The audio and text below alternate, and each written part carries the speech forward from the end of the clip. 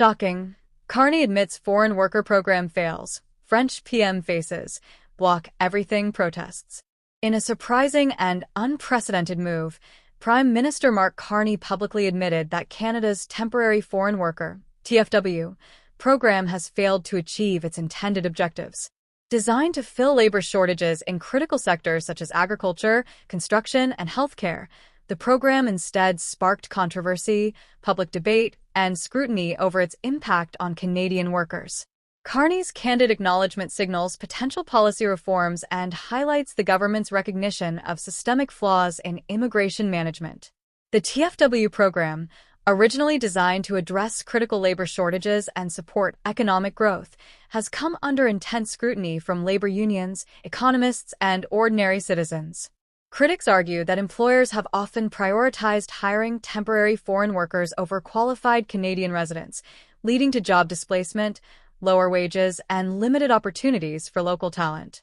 In addition, the rapid expansion of the program has placed significant pressure on public services, including healthcare, housing, and social infrastructure, highlighting the challenges of balancing immigration with social stability and economic fairness.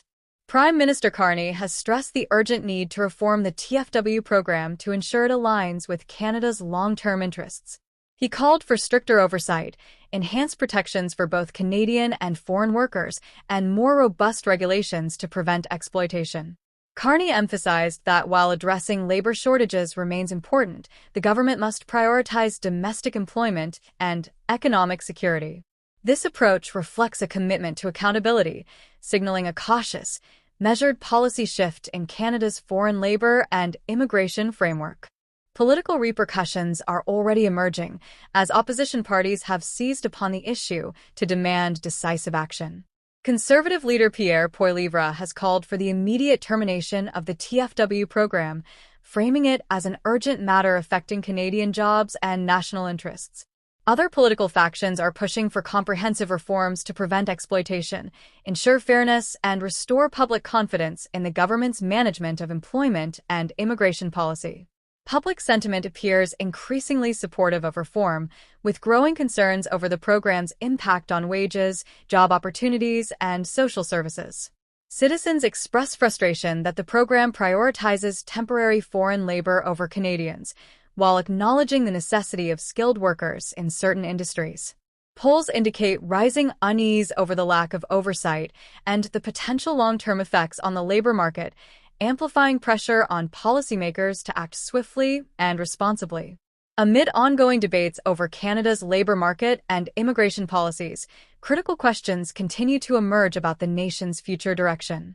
Will the government shift toward a more restrictive approach that prioritizes employment opportunities for Canadian citizens, or will it maintain reliance on temporary foreign workers to address labor shortages in key sectors? The choices made will profoundly influence wage levels, employment stability, and public confidence in government policy, while shaping long-term economic dynamics, workforce composition, and social cohesion across Canada for years to come. Meanwhile, in France, President Emmanuel Macron's appointment of Sébastien Lecornu as the new Prime Minister has ignited immediate and widespread national backlash.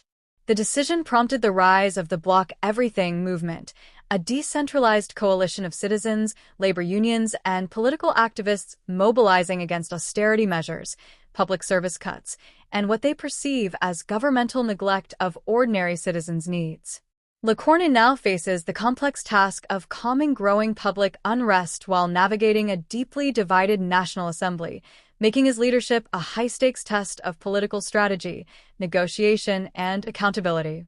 The protests in France have escalated dramatically, with widespread strikes, road blockages, and frequent confrontations with law enforcement causing major disruptions to daily life and essential services.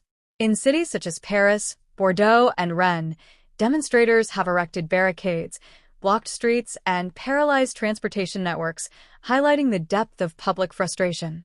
Citizens are expressing anger over economic inequality, austerity measures, and policy neglect, reflecting a broader perception that the government is out of touch with ordinary people and failing to safeguard social, economic, Lecornu's appointment comes after the resignation of former Prime Minister François Bayrou, whose stringent austerity measures and proposed cuts to public programs ignited widespread opposition, protests, and civil unrest across France. As a former defense minister and a close ally of President Macron, Lecornu now inherits the immense challenge of uniting a deeply divided parliament, rebuilding public trust, and addressing the escalating block everything protests. Successfully navigating these crises will test his leadership, crisis management skills, and ability to stabilize the nation politically and socially. The Block Everything movement has drawn clear comparisons to France's 2018 Yellow Vest protests, as both reflect enduring issues of economic inequality, rising social frustration, and growing citizen mobilization against perceived government neglect. The current movement underscores deep-rooted concerns about political responsiveness, transparency, and the ability of leaders to engage meaningfully with the public. Ordinary citizens are taking to the streets, organizing strikes and demonstrations to ensure their voices influence national policy and hold elected officials accountable for decisions seen as unfair or disconnected from public needs. Both Canada and France demonstrate how political and economic decisions can spark public dissent when policies fail to align with citizens' needs. Carney's acknowledgement of the TFW program's shortcomings parallels the French protests, revealing how labor policies and austerity measures can generate widespread unrest. In both nations, these crises underscore the critical importance of transparent, accountable governance and proactive engagement with the populace to maintain social stability and trust. In conclusion, the political upheavals in Canada and France highlight the challenges governments face when policy decisions clash with public expectations. Carney's admission about the TFW program and Lecornu's struggle against mass protests underscore the need for transparency, citizen-focused policy, and responsive leadership.